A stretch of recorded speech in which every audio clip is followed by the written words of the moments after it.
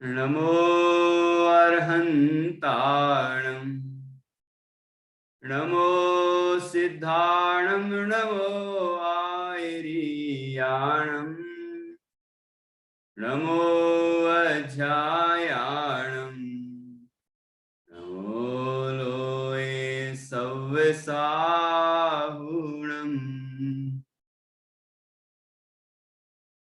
अरहंत सिद्ध साहू तिर्यं जिण धम्म वयन पडिमाहु जिण निलयाय दिराय नव देवादिन्तु मे बोहि मंगलम भगवान वीरो मंगलम गौतमो गणी मंगलम कुंद कुंदाद्यो जैन धर्मोस्तु मंगलम सर्वमंगल मांगल्यम सर्वकल्याणकारकम प्रधानम सर्वधर्माणां जैनम जयतु शासनम जैनम जयतु शासनम।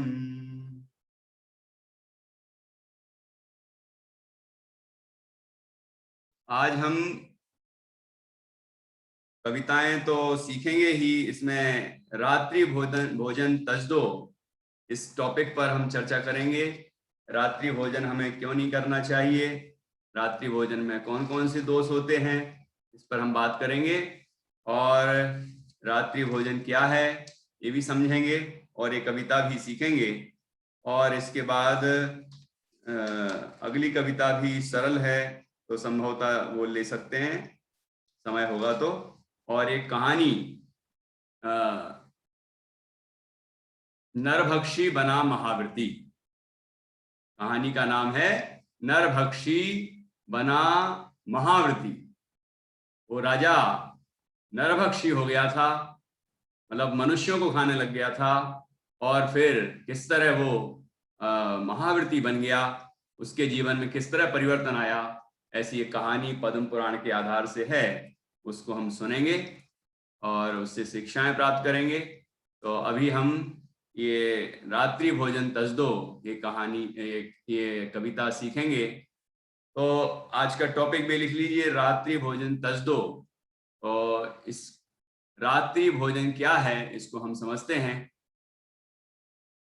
ठीक है, अभी से हाथ खड़ा कर लिया। कविता याद हो गई क्या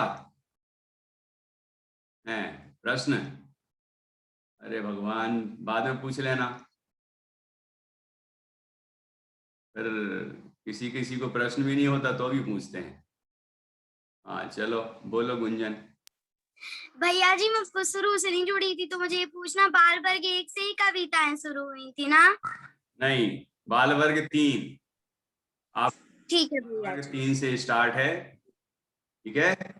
हाँ जी। भैया और जी जो आपने पंच परमेष्टि की बताई थी कविता, उसमें साधु हाँ परमेष्टि की जो कविता है वो जो मुनि धर्म के धारक साधु वही वाली है ना? हाँ हाँ हाँ, वही वही वहीं से है।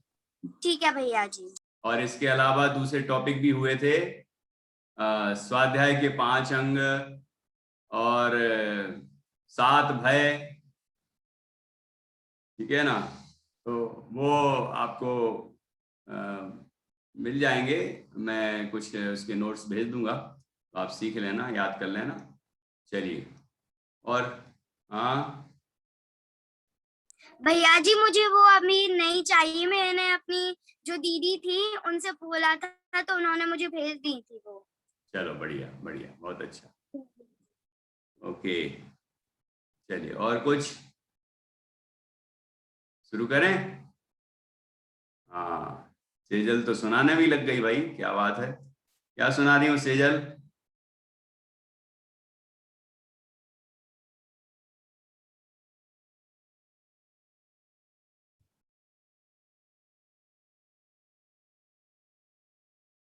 और मैत्री पाठशाला लेके कैसा लगा तुम्हें?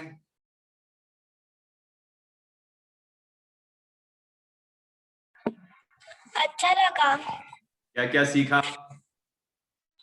बहुत कुछ सीखा। अच्छा, तो अब डेली स्वाध्याय करना ऐसे घर में अच्छे बढ़िया से बैठ के, है ना। हाँ। जान्या जान्या कभी कहानी वाचना, कभी कोई पाठ सुनाना, कभी कुछ इस तरह बैठेंगे तो अच्छा लगेगा। इस तरह पाठशाला में कभी तुम्हारे पापा पढ़ाएंगे, कभी दादा पढ़ाएंगे, ऐसे मम्मी पढ़ाएंगी। क्रम क्रम से सबको आगे आगे करो और सब लोग पाठशाला लगाएंगे तो अच्छा बनेगा। ठीक है, चलो ओके। हाँ सिया, और किसी की कोई प्रस्तुति रह गई हो तो बता देना।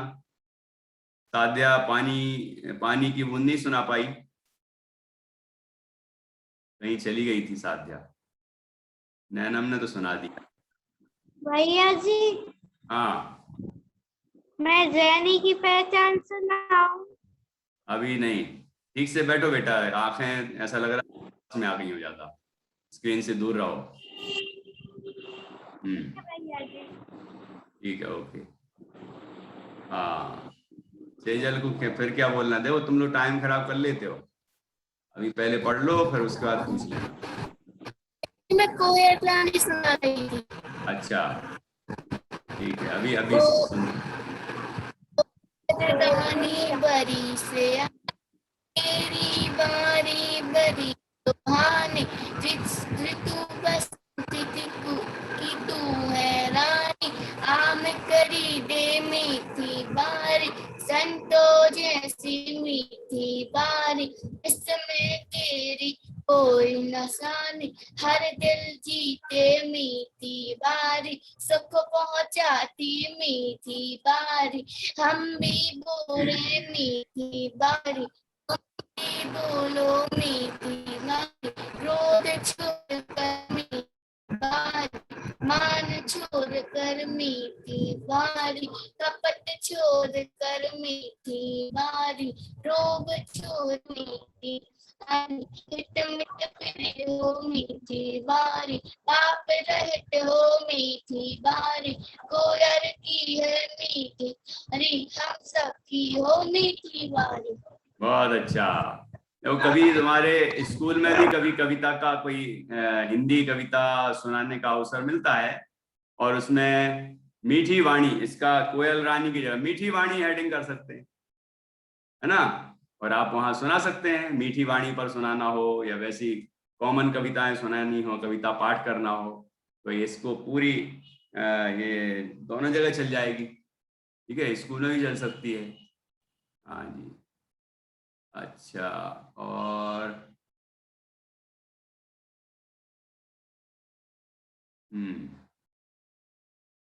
ये कहाँ गई साध्या, तुम्हारा वो पानी की बूंद तो सुना दो। हाँ। क्या था, कल तो सुना नहीं पाई। पानी की एक बूंद है कहती बिना चना मुझको मत पी, मुझ में जीव असंख्य रहते जिन वाणी माँ का है कहना, स्वच्छ ना पानी पीना, पानी व्यर्थ खर्च मत करना, स्वस्थ रहेगा तन मन मेरा, ज्ञान व सुख का रहेगा डेरा, प्रभु भक्ति में चित्त रमेगा, आत्म ध्यान करे शिव सुख होगा, बच्चों एक संकल्प है करना, पानी सदा छान कर पीना। बहुत अच्छा, बहुत बढ़िया ओके। और पाठशाला तैयार नहीं की थी ना? हाँ वो मैं थोड़ी बाहर थी इसलिए मेरा नहीं हो अच्छा पाया। ठीक है ठीक है। हाँ हाँ जी, सुल्तान बोल रहे हैं कि आज की पढ़ाई स्टार्ट करें। ठीक है, ये पढ़ाई तो चल रही है अभी। क्यों मिथुल, मिथुल मिथुल ने कुछ नहीं सुनाया? कहते मैंने गलती से नाम दे दिया है, अभी तो मैं नया नया आया हूं। चलो अच्छा है। विशा ने नहीं सुनाया कल, कहाँ भाग गई थी पता नहीं। क्यों विशा, कहाँ भैया चली जी, गई थी? भैया जी हम नवागढ़ चले गए थे। अच्छा, तो तुम्हारी पाठशाला में कौन कौन बैठने वाला था? भैया जी मम्मी पापा और दीदी। अच्छा, तो एक आध दिन क्लास में बुला लेना और अपन क्लास में तुम्हारी पाठशाला लगा लेंगे, है ना? अभी रेडी हो गया? नहीं, हाँ, कल बुला लेना, अपन क्लास में वो तुम्हारी पाठशाला करवा देंगे, ठीक है? हाँ ठीक है, अब चलते हैं अपन आगे की ओर। नैनम ने याद कर ली क्या? भैया जी मैंने वो पानी की बूंद वाली याद कर ली है। अच्छा अच्छा, ठीक है, अब बाद में सुनेंगे।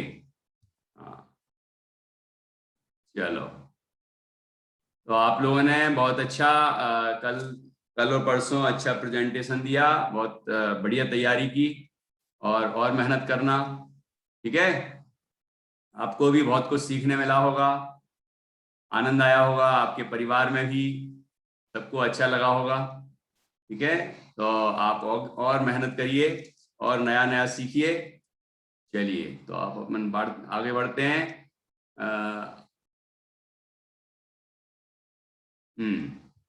तो आज की कविता है रात्रि भोजन तजदो। तो पहले हम समझें रात्रि भोजन क्या है। रात्रि तो समझते ही होंगे ना? क्यों, रात्रि तो समझते हो कि नहीं? क्या होती रात्रि? मिथुल तुम बताओ, रात्रि किसे कहते हैं? रात्रि किसे कहते हैं? रात्रि भोजन में एक रात्रि शब्द है, फिर भोजन शब्द है रात। रात को रात्रि कहते हैं। ये रात कब से शुरू होती है?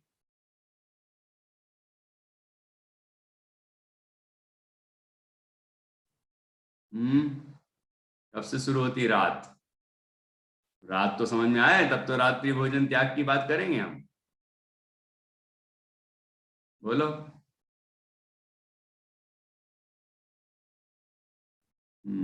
सूर्यास्त के बाद। सूर्यास्त के बाद। तो सूर्य अस्त हो गया मतलब रात्रि शुरू 6 बजे, ऐसा लिखा है कोई ने।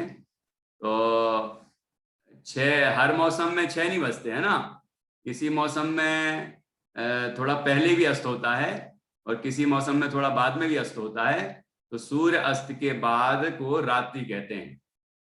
तो सूर्य अस्त के बाद यदि हम भोजन करेंगे तो वो रात्रि भोजन कहलाएगा।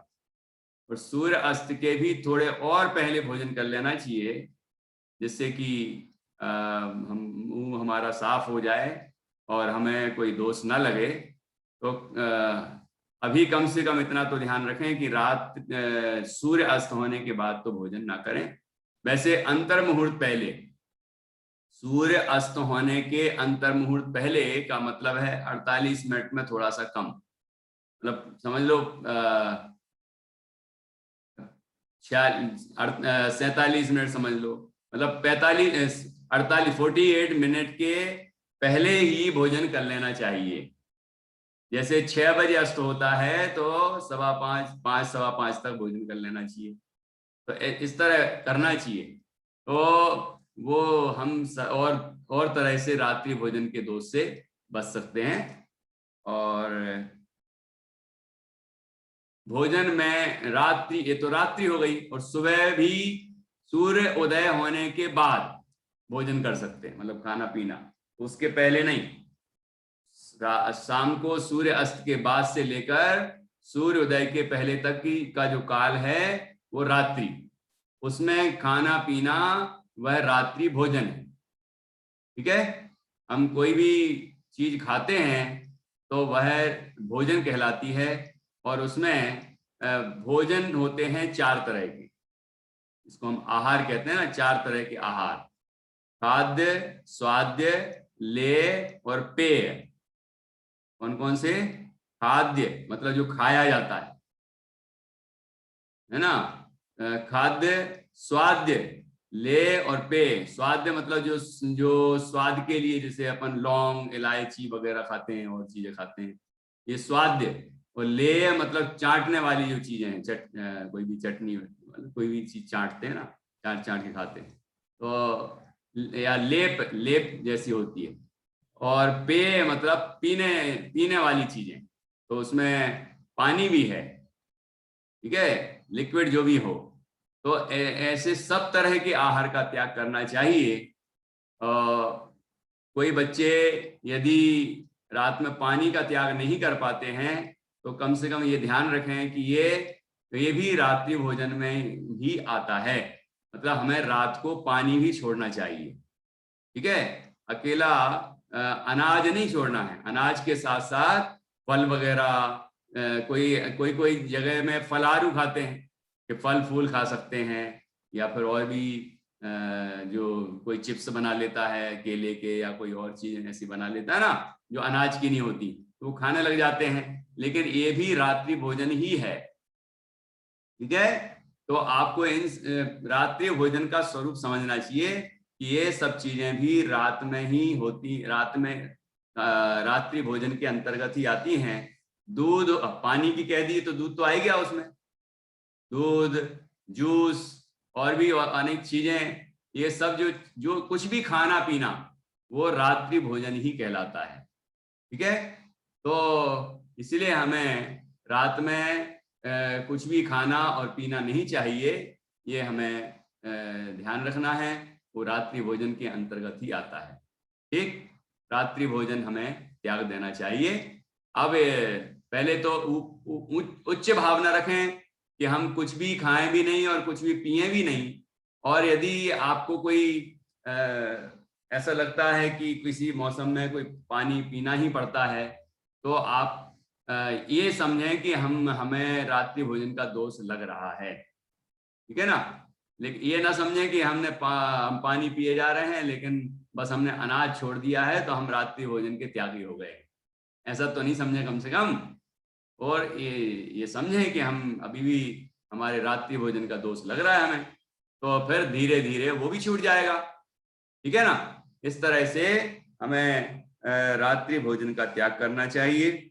अब इस कविता के अंदर बहुत सी चीजें पहले ही से लिखी हुई हैं, तो हम उसको पढ़ेंगे तो समझ में आएगा कि रात्रि भोजन क्यों त्यागना चाहिए, रात्रि भोजन का त्याग क्यों करना चाहिए, ठीक है। चलिए तो मैं पीडीएफ निकालता हूं और उसको पढ़ेंगे हम।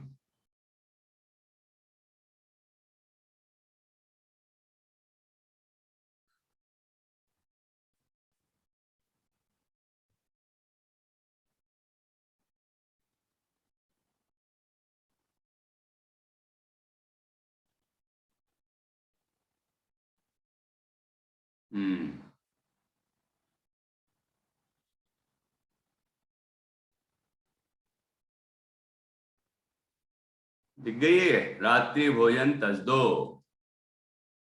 ठीक है।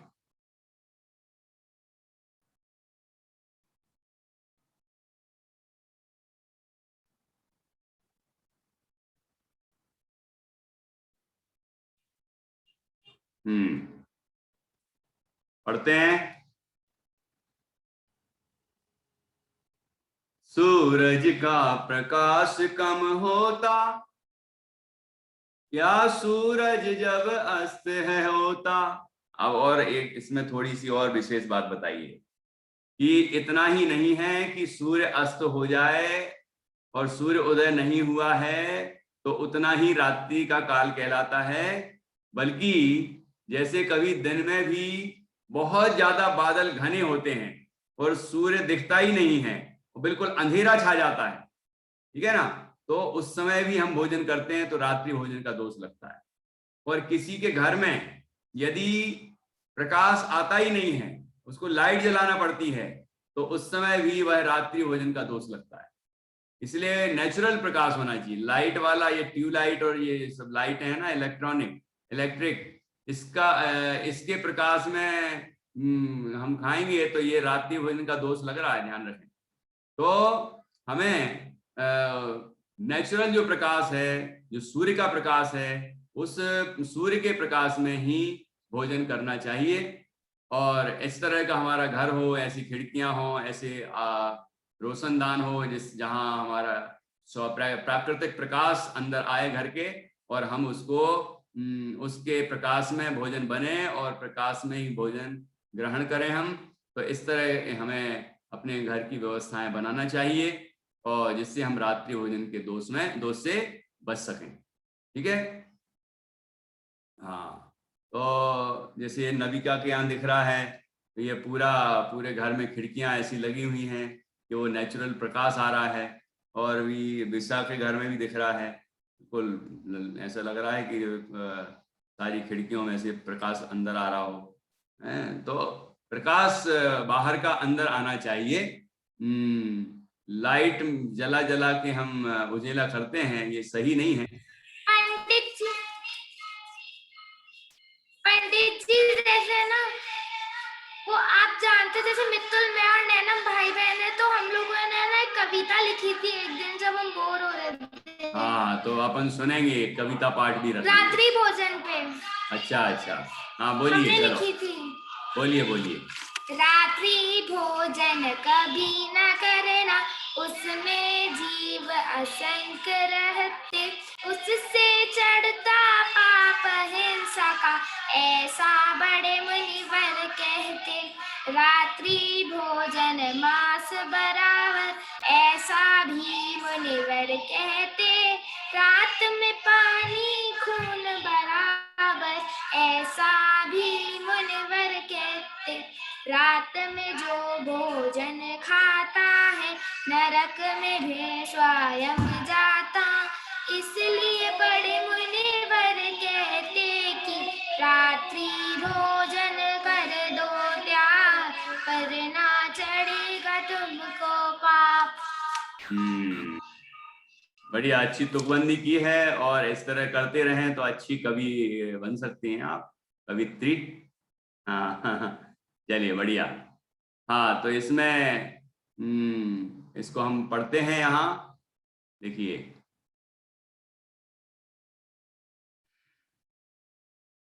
ये जो अभी इन्होंने कहा ना कि रात में भोजन करना वो मांस के बराबर है, और रात में पानी पीना वो खून के बराबर है। ये क्यों कहा? क्योंकि रात में भोजन करते हैं तो उसमें असंख्य जीव उत्पन्न हो जाते हैं, और बाहर के जीव भी गिर जाते हैं, रस जीव, दो इंद्रिय आदि। तो दो इंद्रिय आदि जो जीव गिर जाते हैं, तो वो दो इंद्रिय जीव जो है मांस होता है उसके अंदर, है ना, तो वो उसमें मिक्स हो गया, अपने भोजन में चला गया, तो इसीलिए वो मांस के बराबर कहा। और पानी में भी वही जीव अंदर चले जाते हैं, ठीक है, तो वो भी खून के बराबर हो गया। मतलब ये कि वो नहीं करना है, ठीक है, मतलब हमें उस दोष से बचना चाहिए, ऐसा हमें विशेष रूप से ध्यान रखना है। और ये नहीं कह रहे हैं कि वो मांस भक्षी है या फिर खून पीने वाला है, ऐसा नहीं कह रहे हैं, लेकिन वो एक बराबरी बता रहे हैं कि हमें वो दोष लग रहा है, क्योंकि उसमें जीव उत्पन्न हो गए या जीव गिर गए, और उसके भोजन पानी के साथ हमने उसको ग्रहण कर लिया, तो मांस भक्षण का दोष लगता है। और जैसे हमारा बाल गिर जाता है ना, तो बाल के साथ बाल के अंदर खाल भी तो होती है नीचे, वो खाल में तो वो मांस है कि नहीं है, तो वो त्रसजीव है, और वो उसके भोजन के अंदर गिर गया और वो हमने खा लिया, तो हमें दोष लगेगा कि नहीं मांस का। तो इसलिए ये जो चर्चा है, इसको हमें विशेष ध्यान देना चाहिए, और हमें रात्रि भोजन त्यागना चाहिए। अब रात्रि भोजन करेंगे तो क्या दोष होंगे, क्यों हमें त्याग करना चाहिए, वो इस कविता के अंदर लिखा गया है।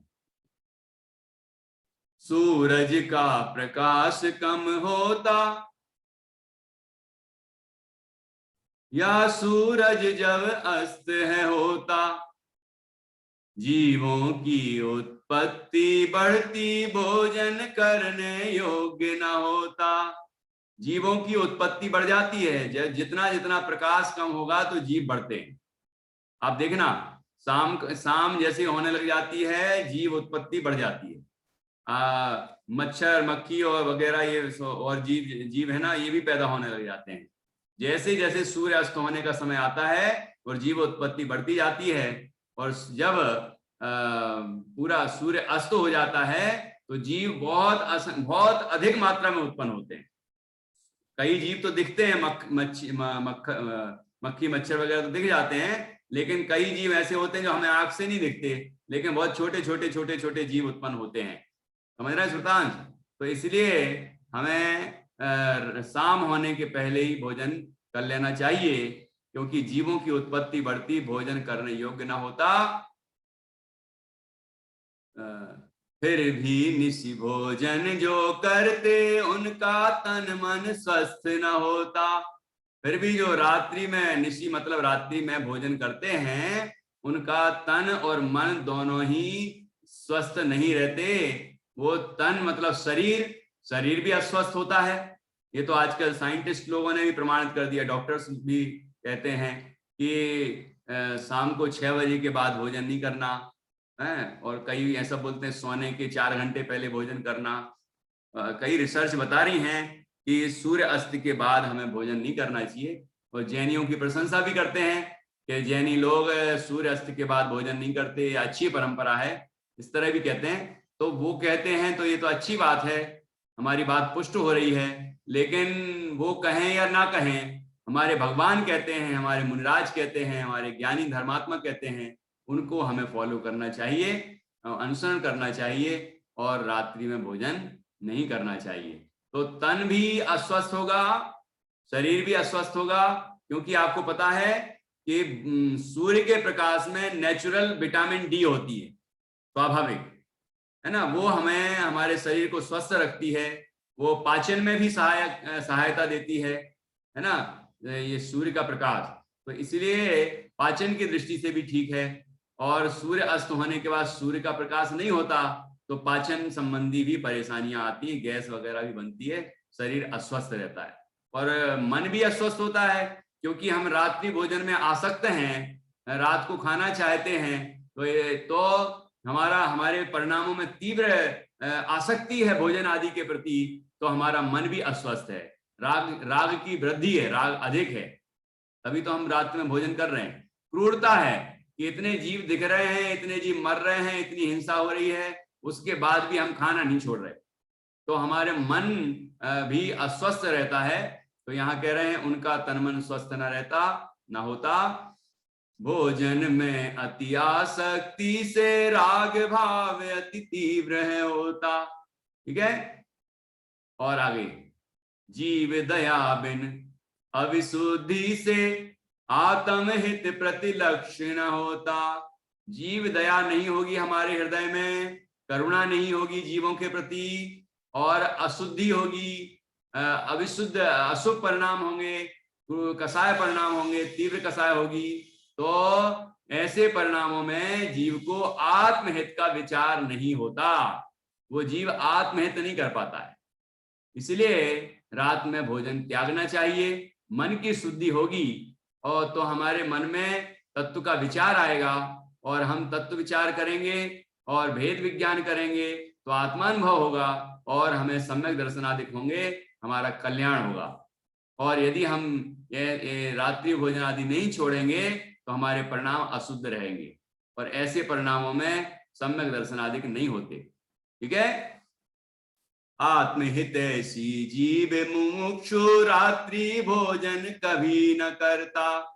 जो आत्मा का हित करना चाहते हैं, ऐसे जो मोक्ष की इच्छा रखने वाले, मुमुक्षु बताया था ना पहले आपको मुमुक्षु कविता में, तो वो मुमुक्षु जीव जो मोक्ष को पाना चाहते हैं वे रात्रि में भोजन नहीं करते। ठीक है, यदि हमें संसार सागर से पार होना है, मोक्ष पाना है, तो रात्रि भोजन त्याग देना चाहिए। अब आगे कह रहे हैं, पंछी भी निशि भोज न करते, फिर तो तुम मनुष्य हो भाई। क्या कह रहे, क्यों भाई सुल्तान? ये कह रहे हैं कि पंछी को देखा कभी आपने रात में भोजन करते हुए?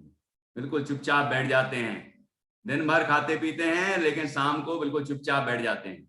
अब कोई पंछी एक आध दिख जाए तो आप ऐसा मत कहना कि नहीं पंडित जी आपने तो ऐसा कहा था, है कोई गिद्ध विद्ध हो, चील हो। वैसे मैंने देखा है कि प्रायः कोई पंछी रात में भोजन नहीं करता, रात में नहीं खाते, सब छोड़ देते हैं। तो यहाँ कह रहे हैं फिर तो तुम मनुष्य हो भाई, फिर तो तुम और समझदार प्राणी हो, तो तुम क्यों भोजन करते हो? कि हम सबको रात में भोजन त्याग देना चाहिए। धर्म संस्कृति रक्षण हेतु रात्रि भोजन तज दो भाई। अपने धर्म की रक्षा के लिए, अपनी संस्कृति की रक्षा के लिए। जैनियों की संस्कृति रात्रि भोजन की नहीं है, रात्रि भोजन त्याग की है। रात में नहीं खाते जैनी लोग। तो हमें अपनी संस्कृति की रक्षा करना चाहिए, ठीक है। दुनिया हमारे इस बारे में यही कहती है कि जैनी लोग सूर्य अस्त होने के बाद भोजन नहीं करते, और यदि हम सूर्य अस्त के बाद कभी भोजन करते हुए दिखेंगे तो हमारी संस्कृति नष्ट होगी, बदनाम होगी। इसलिए हमें अपने संस्कृति की रक्षा भी करना चाहिए, धर्म की रक्षा करना चाहिए, और अपना कल्याण करने का मार्ग प्रशस्त करना चाहिए। तो धर्म संस्कृति रक्षण हेतु रात्रि भोजन तज दो भाई। ठीक है, इस तरह से हमने ये कविता पढ़ी। और अब एक बार और हम इसको पढ़ लेते हैं।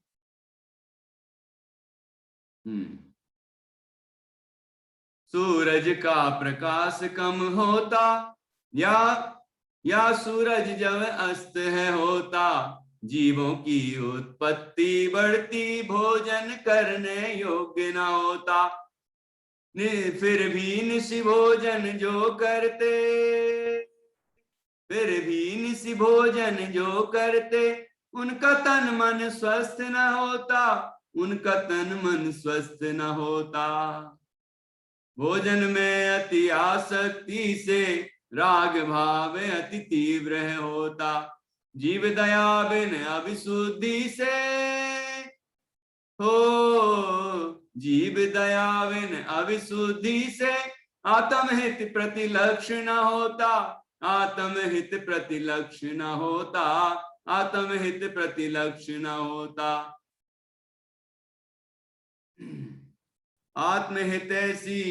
आत्महितैषी जीव मुमुक्षु रात्रि भोजन कभी न करता, रात्रि भोजन कभी न करता। पंछी भी निशि भोजन तजते, फिर तो तुम मनुष्य हो भाई। धर्म संस्कृति रक्षण हेतु, धर्म संस्कृति रक्षण हेतु रात्रि भोजन तज दो भाई, रात्रि भोजन तज दो भाई, रात्रि भोजन तज दो भाई। तो ये अपन ने कविता पढ़ी होगी ना, वो नहीं, एक गीत है, भजन। रेल चली भाई रेल चली, दो पहियों की रेल चली। सुनी थी? सुनिए कभी, उस लय पे गाओ। अजब निराली रेल चली, हाँ रेल चली भाई रेल चली, दो पहियों की। ये सरी अपने जीवन की, जीवन रूपी रेल का पर बनाया है वो। तो ऐसी एक भजन है, तो उस लय पर ये जम रहा है। सूरज का प्रकाश कम होता, या सूरज जब अस्त है होता, जीवों की उत्पत्ति बढ़ती, जीवों की उत्पत्ति बढ़ती, भोजन करने योग्य न होता, भोजन करने योग्य न होता, भोजन करने योग्य न होता। ऐसे इस लय में आप अच्छे से पढ़ें इसको, और गाएं और याद करें, अच्छे से सीखें। ठीक है, चलिए। तो अब हम ये कविता हो गई, और हमने रात्रि भोजन क्यों नहीं करना चाहिए इसके संबंध में भी हमने चर्चा की। और ये टॉपिक हो गया अपना आज का, रात्रि भोजन त्याग क्यों करना चाहिए, रात्रि भोजन क्या है, 4 प्रकार के कौन से आहार होते हैं, हमें सब तरह के आहारों का क्यों त्याग करना चाहिए। ये सारी बातें हमने कविता के माध्यम से और दूसरे माध्यमों से हमने अभी सीखी। अब हम एक कहानी और सुनते हैं। ठीक है, आपको समझ में आया कि रात्रि में भोजन करने से मांस भक्षण का दोष क्यों आता है? क्योंकि उसमें बहुत सारे जीव भी गिर जाते हैं ना, और जीव पैदा भी होते हैं वातावरण में भी। तो दोनों तरफ से, वातावरण में भी पैदा हो रहे हैं और दूसरी तरफ से गिर भी रहे हैं। तो इस तरह से वो किसी ना किसी माध्यम से हमारे अंदर वो मांस जाता है, जीवों का मांस। तो जरूरी नहीं कि वो वही अंडा, मुर्गी और मछली और यही सब मांस होता हो, है ना। ये छोटे छोटे जो जीव हैं, 2 इंद्री, 3 इंद्री, 4 इंद्री, है ना, ये इनको भक्षण करना भी ये मांस भक्षण है। ठीक है, पंच इंद्री तो स्पष्ट दिखते ही हैं, उनमें तो मांस खून वगैरह होते ही है।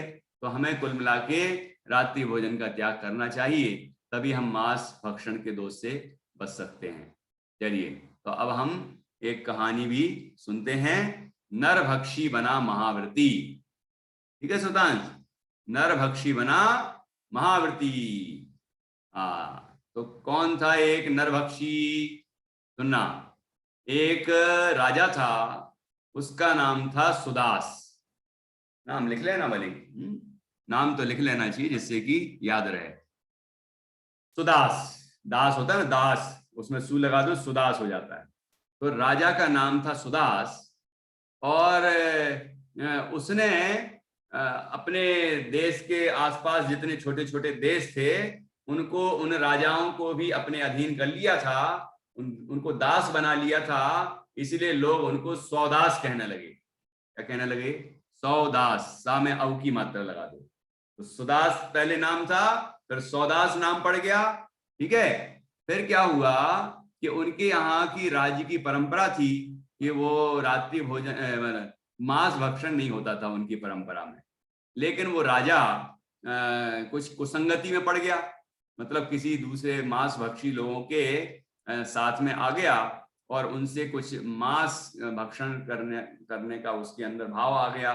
तो उसने क्या किया कि रसोइये से कहा कि हमें मांस बनाओ, मांस बना के खिलाओ। अष्टानी का पर्व चालू हुआ, और तो फिर मांस भक्षण पूरे देश में नहीं होता था। ठीक है, तो लेकिन उस राजा के मन में इच्छा हुई कि मुझे तो मांस खाना ही है, चाहे कुछ हो जाए। तो फिर अब कहीं मांस नहीं मिला रसोइये को, तो रसोइये ने क्या किया कि रसोइया अपने महल से, वो जो दुर्ग होती है ना, दुर्ग, उस किले से बाहर निकला। तो कुल किले के बाहर देखा होगा बड़ी बड़ी खाई बनी रहती है, और गहरे गहरे चारों तरफ खाई बनी रहती है।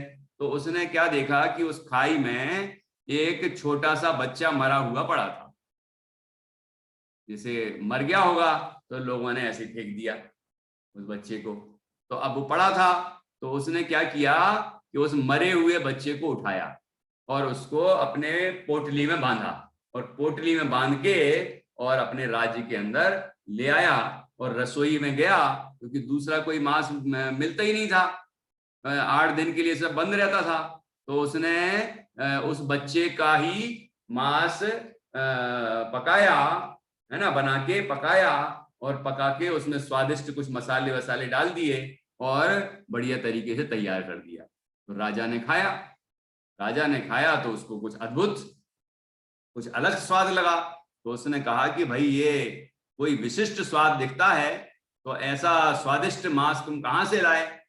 तो अब रसोइये ने तो बताना नहीं चाहा, लेकिन फिर भी राजा ने बार बार कहा। तो उसने कहा कि यदि आप अभय दान दें, मुझे क्षमा कर दें, तो मैं बता दूंगा आपको।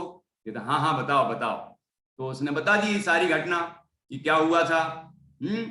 तो फिर क्या हुआ कि उसने बता दिया कि ऐसा ऐसा हुआ था।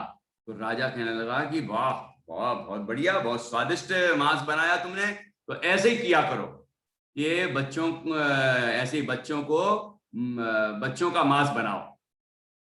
तो उसने क्या किया रसोइये ने कि गांव भर के जो बच्चे थे उनको लड्डुओं के लालच में बुलाता था।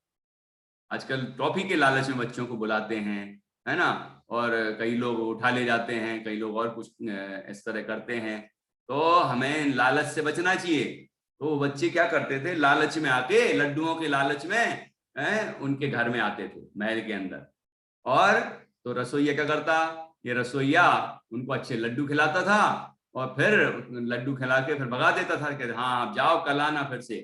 तो सब बच्चे जब निकल जाते तो आखिरी में जो बच्चा बच जाता, एक बच्चा, उसको वो पकड़ लेता था, उस बच्चे को पकड़ लेता था और उसके बाद उसको मार डालता था, और मार के फिर उसका मांस पका के और राजा को खिलाता था। इस तरह का दिन प्रतिदिन ये कार्य बढ़ता गया और प्रजा के बच्चों की कमी होने लगी। जब सब जगह एक बच्चा गायब हुआ, 2 बच्चे गायब हुए, ऐसे बच्चे गायब गायब गायब गायब होने लगे, तो प्रजा में सब हाहाकार मच गया।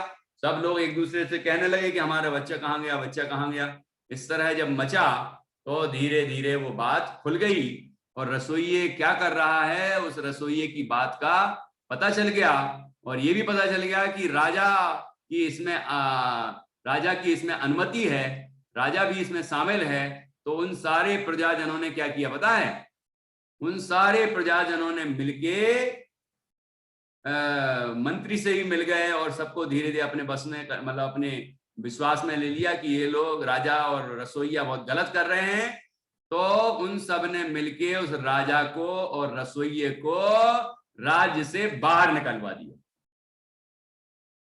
समझ आया कि नहीं आया? ऐसा ये एक मत का ये फल है। संगठन में शक्ति है बोलते हैं कि नहीं, संगठन होगा तो शक्ति रहती है। तो उन सब ने एकजुट होकर मिलकर आंदोलन किया और राजा को देश से बाहर निकाल दिया। फिर क्या हुआ, राजा तो देश से बाहर चला गया और राजा का जो पुत्र था सिंहरथ, क्या नाम था, सिंह होता है शेर, तो सिंहरथ, शेर के रथ में चलने वाला मतलब बलशाली। कोई ऐसा नहीं कि शेर के रथ में चलता था, चलते थे कोई राजा तो वो भी चलता हो सकता है, लेकिन उसका नाम था सिंहरथ। तो सिंहरथ नाम का राजा, वो पुत्र सौदास का पुत्र सिंहरथ वो राजा बन गया, ठीक है ना। और उसके पिताजी सौदास को देश से बाहर निकाल दिया। जब देश से बाहर निकला, एक जंगल में घूमता था, तो वहां क्या करता, अब जहां तहां वो मांस खोजता था, तो कोई जानवर मिल जाए उसको खा जाता था, है ना, कोई भी जानवर मिल जाए उसको मार के खा जाता था।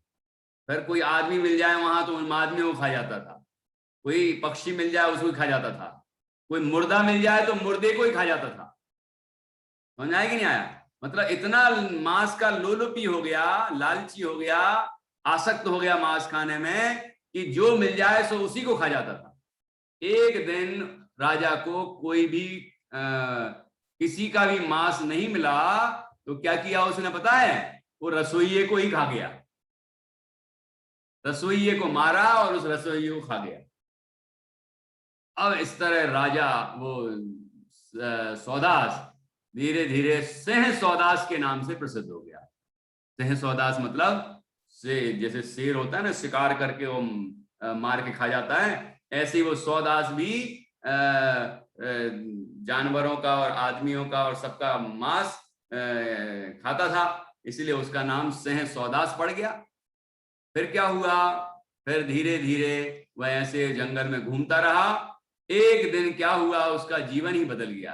कैसे बदला कि एक दिन एक मुनिराज एक पेड़ के नीचे बैठे थे और अपने आत्मा के ध्यान में मग्न थे। उनकी शांत मुद्रा देखकर उस राजा का जो नरभक्षी राजा था, उस राजा का हृदय बदल गया, परिवर्तन हो गया, उसके मन में शांति छा गई और उसने विचार किया, अरे रे मैं क्या कर रहा हूं, स्वाद के लोभ में आकर मैं इतने जीवों को मार मार के खा रहा हूं, ओहो बिल्कुल ठीक नहीं है। स्वाद के लालच में, स्वाद के लोभ में मैं ये क्या कर रहा हूं, मुझे ऐसा नहीं करना चाहिए। फिर वहीं मुनिराज के चरणों में बैठ गया। फिर मुनिराज ने उसे उनका जब ध्यान पूर्ण हुआ तो मुनिराज ने उसको संबोधित किया और उसको संबोधन में उसको कहा कि उसे हिंसा, झूठ, चोरी, कुशील का, परिग्रह का, ऐसे 5 पापों का त्याग कर देना चाहिए।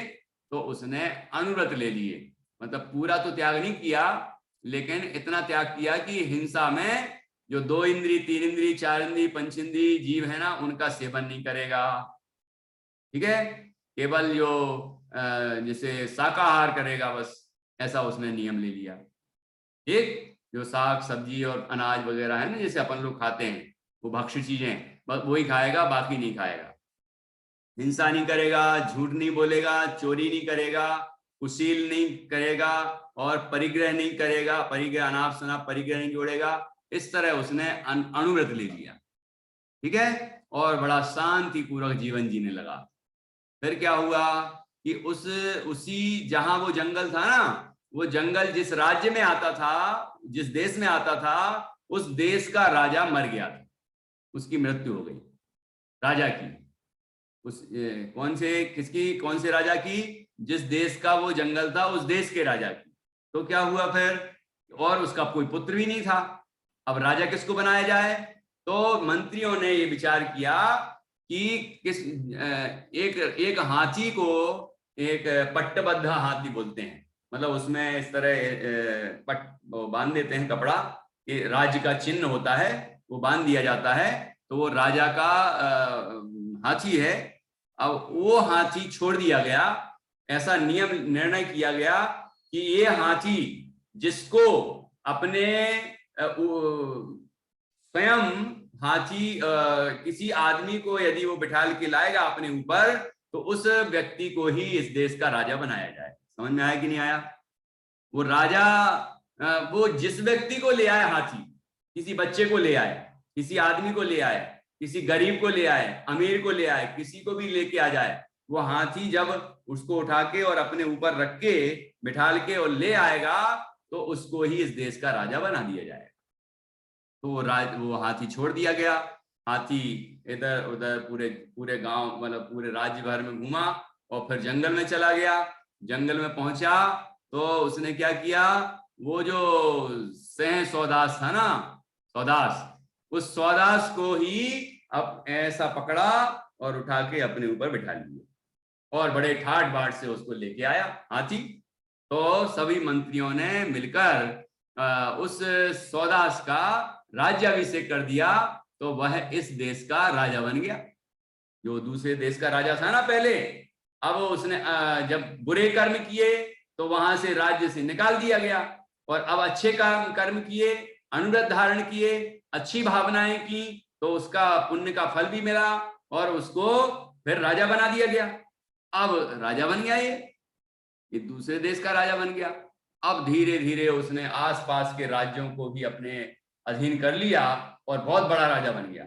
बहुत बड़ा राजा बनके उसने अपने पुत्र को बिठा दिया था ना राज्य पर, है ना, उसका जो खुद का राज्य था।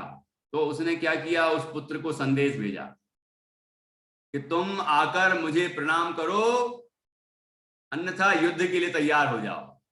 अपने पुत्र को संदेश भेजा, ठीक है। फिर क्या हुआ कि उस पुत्र ने लिखा कि मैं किसी नरभक्षी को पिता नहीं मानता, मैं उसको कोई प्रणाम नहीं करने वाला, है ना, इस तरह से उसने कह दिया। तो फिर जब ये सौदास को मालूम चला तो उसने युद्ध के लिए सारी तैयारियां की और अपने पुत्र के राज्य पर चढ़ाई कर दी, ठीक है। फिर क्या हुआ कि वहां जब दोनों देश की सेनाएं आमने सामने आई तो दोनों में युद्ध होना शुरू हुआ, और राजा जब सिंह सौदास जब सामने आता तो बहुत सारे लोग डर के भाग जाते। क्या सोचते कि ये हम लोगों को खा जाएगा, ये तो नरभक्षी है। उनको थोड़ी पता था कि इसका जीवन में परिवर्तन हो गया है, इसका हृदय परिवर्तन हो गया है और ये बहुत सज्जन हो गया है, अनुरति हो गया है, ये उनको मालूम नहीं था। तो वो सारे सैनिक क्यों भाग जाते उसके पास से? क्योंकि वो सोचते कि हमें खा जाएगा, इसलिए सारे सैनिक वहां से भाग गए। तो वो वैसे ही हार गया, उनका बेटा, है ना, वो बेटा वैसे ही हार गया। अब उसको कहा कि तुम आके मुझे प्रणाम करो, तो वो कहे मैं मांस भक्षी को प्रणाम नहीं करता। तो फिर उसको कहा, समझाया, ठीक है ना, उसको बंदी बनाया और समझाया भी, समझाया तो उसको बात समझ में आई। फिर उसने क्या किया, सिंह सौदास ने अपने पुत्र को ये बात समझाई कि वो किस तरह जीवन में उसके परिवर्तन आ चुका है और वो एक अच्छा व्यक्ति बन चुका है, ऐसा उसको समझाया। तो फिर उस पुत्र ने अपने पिता को एक अनुव्रति जानकर, एक सज्जन धर्मात्मा जानकर उनको प्रणाम किया।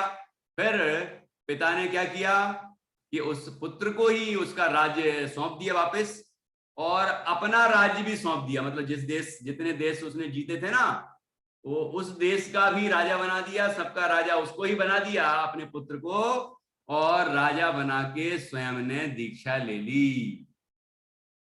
उसने विचार किया कि ये जीव किस तरह अपने स्वाद के लोभ में मांस खाने को और मनुष्यों को और पशुओं को मार मार के खाने को तैयार हो जाता है, ऐसे संसार को धिक्कार है। और ये राज, ये वैभव, ये संपदा, ये व्यर्थ है, ये तो आने जाने वाली है। देखो कहाँ तो हमारा राज्य था, हमें राजा से निकाल दिया इन प्रजा ने, इसने निकाल दिया मुझे, और कहाँ अपने आप सहज में ही राज्य मिल गया। वहां हम तो जंगल में घूम रहे थे, लेकिन वहां हाथी आया, हमें बिठाया और राजा बना दिया। तो ये धन संपदा पुण्य की राशि है, इसमें हमारा कोई जोर नहीं है। कल को कोई और शक्तिशाली होगा, पुण्यशाली होगा, और हमारा राज्य भी छीन सकता है। इसलिए ऐसे राज्य को भी धिक्कार है। और उसने विचार किया कि अब तो मुझे दिगंबर मुनिराज बन के आत्म साधना करना है और मोक्ष की प्राप्ति के लिए प्रयत्न करना है। ऐसा उसने विचार किया और फिर वो एक मुनिराज के पास गया और उनके पास जाके और उसने वस्त्र आभूषण त्याग दिए और दिगंबर मुनिराज बन गया और आत्म साधना करने लगा।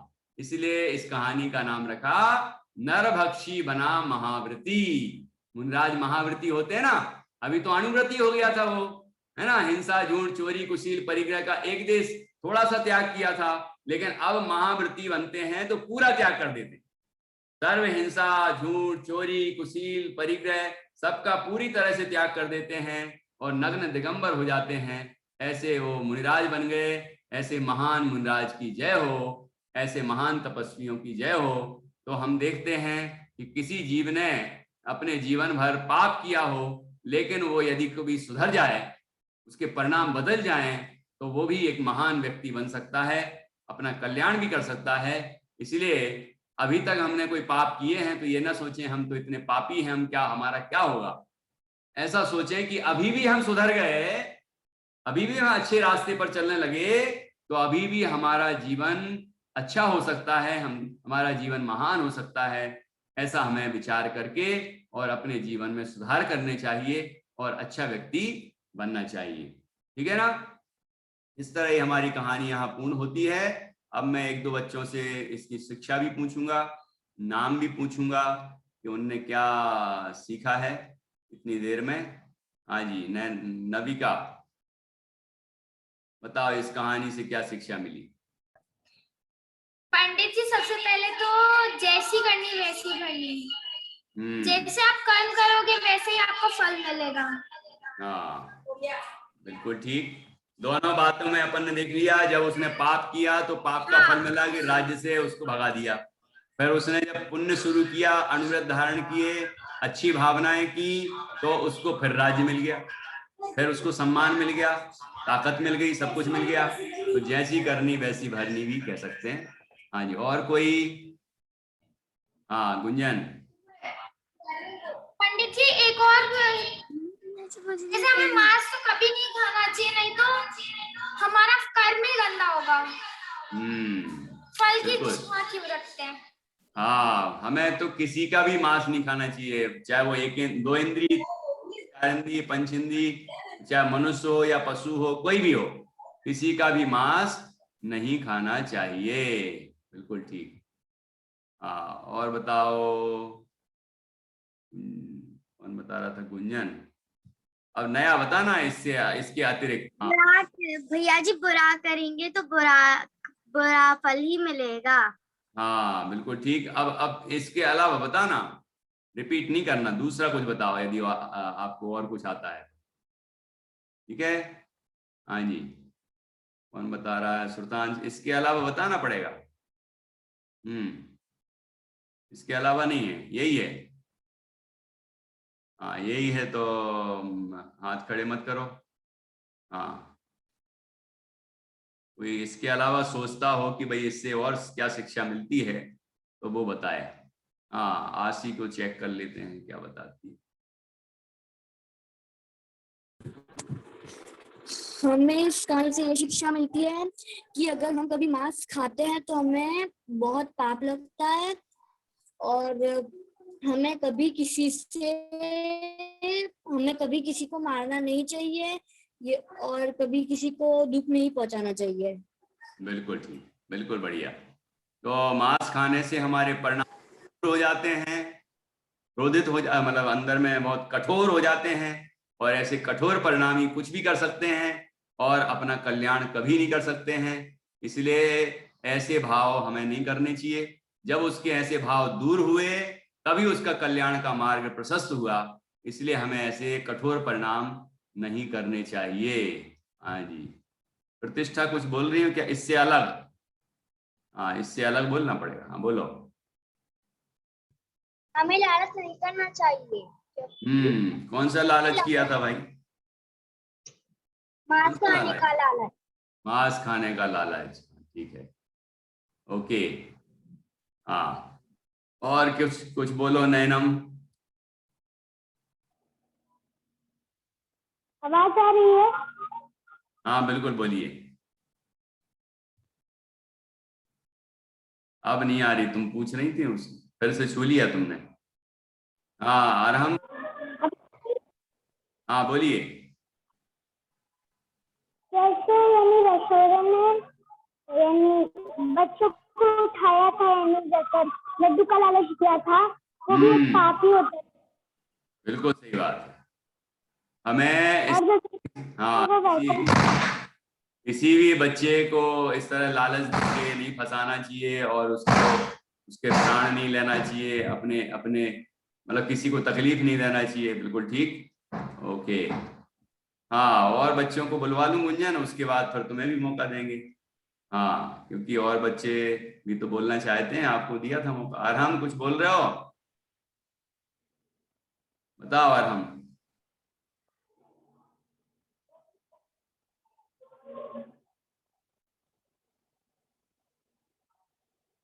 नहीं, कोई शिक्षा मिली कि नहीं मिली इस कहानी से? निष्ठा को मिली?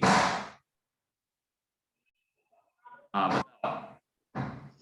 जजमेंट, हमें अपनी ऐसी छवि नहीं बनाना चाहिए जिससे लोग हमसे डरें। देखो कितना बढ़िया सोचा कि हमारी छवि यदि इस तरह बन गई जैसे उसकी बन गई थी ना, कि सेंस है वो, मतलब नरभक्षी है, तो वो खा जाएगा हम सबको, ऐसी छवि बन गई थी, क्रूर छवि, तो सारे सैनिक डर के भाग गए। तो हमें ऐसी छवि नहीं बनने देना चाहिए, ये गुस्सैल आदमी है, ये ऐसा उल्टा पलटा आदमी है, इस तरह बेवकूफ आदमी है, या मार धाड़ वाला आदमी है, झगड़ालू आदमी है, मतलब ऐसी कोई छवि आपकी बन गई, इमेज बन गई ऐसी, तो फिर दुनिया फिर आपके साथ वैसे ही व्यवहार करेगी। आप अच्छे बन तो भी वैसा व्यवहार करेगी। इसीलिए हमें अपनी इमेज खराब नहीं बनाना चाहिए, कोशिश करना चाहिए कि हम अच्छे व्यक्ति बने, अंदर से अच्छे बने, और हमारा इमेज भी अच्छी बने। ठीक है, बढ़िया। हाँ जी, और कोई? केवली को क्या कहना है? कुछ नहीं। हाँ भूमि बोलो। अपने ही जाल में खुद ही फंस जाना। अपने ही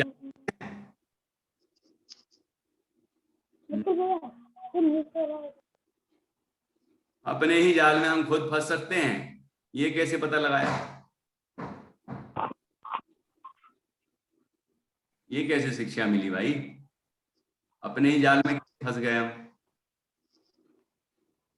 रसोइये से तो नहीं लिए शिक्षा।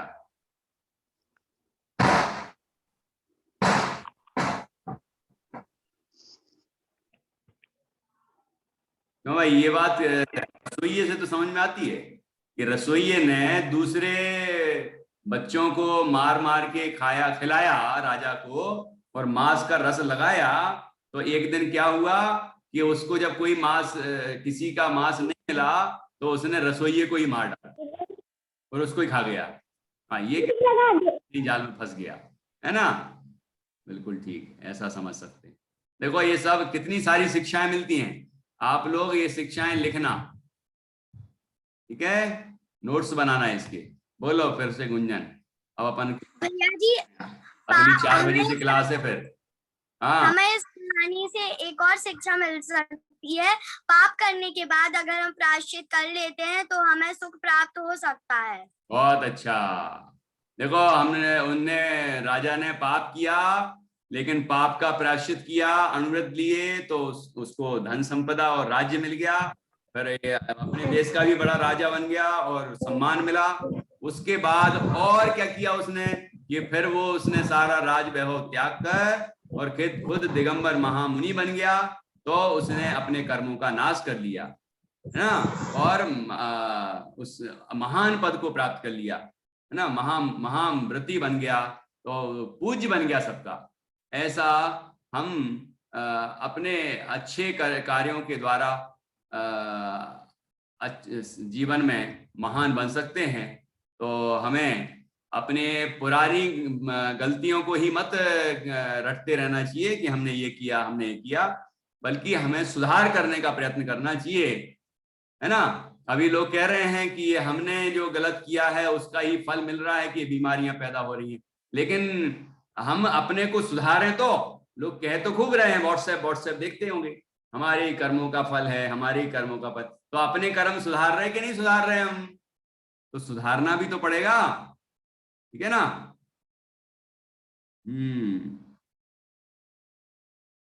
हाँ, ये मिथुल ने लिखा है कि हम महाव्रती बनकर, मुनिराज बनकर एक महान गुणी बन सकते हैं। तो ये भी एक शिक्षा इससे मिलती है। चलिए, अब बाकी आप कल बताना, आज का समय हो चुका है।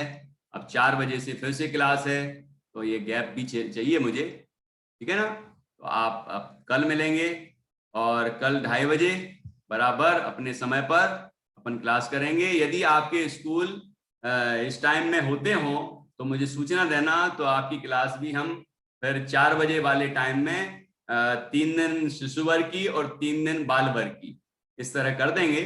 तो आप मुझे सूचना जरूर भेजना। अभी फिलहाल अपने यही टाइम रहेगा। जब इस टाइम में भी असुविधा होने लगेगी तो हम 4 बजे वाले में अल्टरनेट डे में शिशु वर्ग और बाल वर्ग को शिफ्ट कर देंगे।